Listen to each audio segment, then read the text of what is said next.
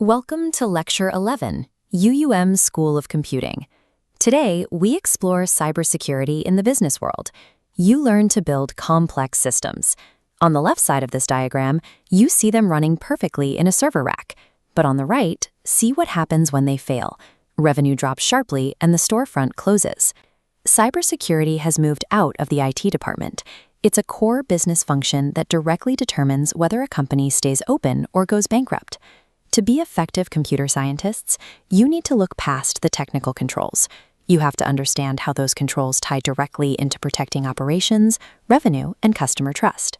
This network diagram illustrates the modern business environment. You can see the heavy reliance on cloud computing, e-commerce transactions, remote work setups, and IoT devices. Along with regulatory requirements, this highly connected setup creates multiple entry points for incoming cyber threats. Defending this perimeter requires a formal, long-term cybersecurity strategy. That strategy is built on 5 pillars: risk management to identify threats, security policies to set the rules, technical controls like firewalls, employee training to build awareness, and incident response planning to prepare for attacks. A technically flawless firewall is useless if it blocks legitimate customer transactions. A successful strategy aligns these 5 defensive layers directly with the organization's business objectives. Before you can align those defenses, you have to run a business impact analysis, or BIA. This is the diagnostic process where an organization identifies its critical systems and calculates exactly how much money it will lose if those systems go offline. The BIA gives us 2 crucial metrics. Looking at this timeline, the disruptive event sits right in the middle. The bracket extending backward represents the recovery point objective, or RPO. This is the maximum acceptable amount of historical data the business can afford to lose. The bracket extending forward from the event is the recovery time objective, or RTO. This measures the maximum acceptable downtime the business can survive before suffering catastrophic failure. Let's apply this. Imagine the UAM student portal crashes. When it comes back online, the last 2 hours of submitted assignments are gone, and it took 6 hours for the IT team to bring the servers back up. Take a moment to think. Which of these numbers is the RPO and which is the RTO?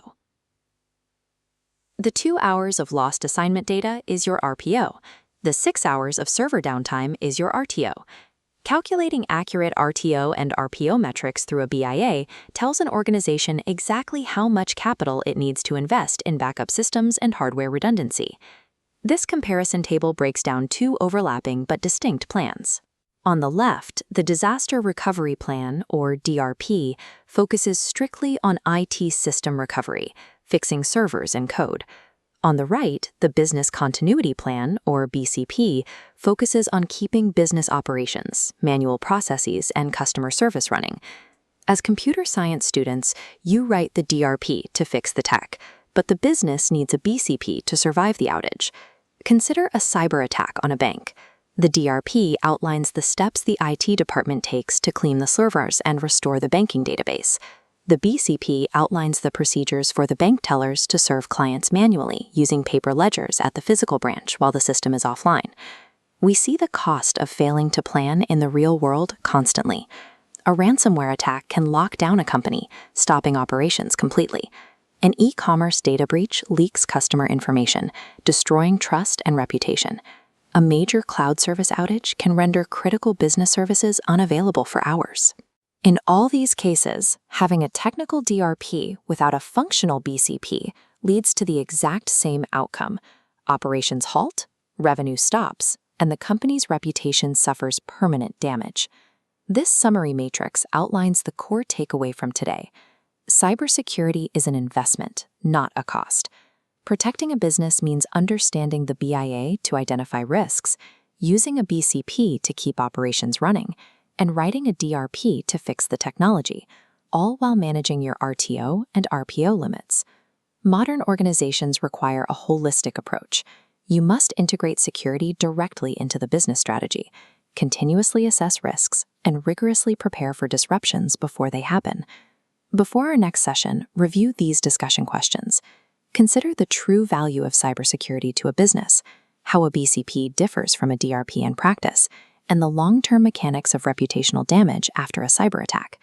Take the time to apply these concepts. think about how to protect critical assets and plan for worst-case scenarios. I will see you in the next lecture.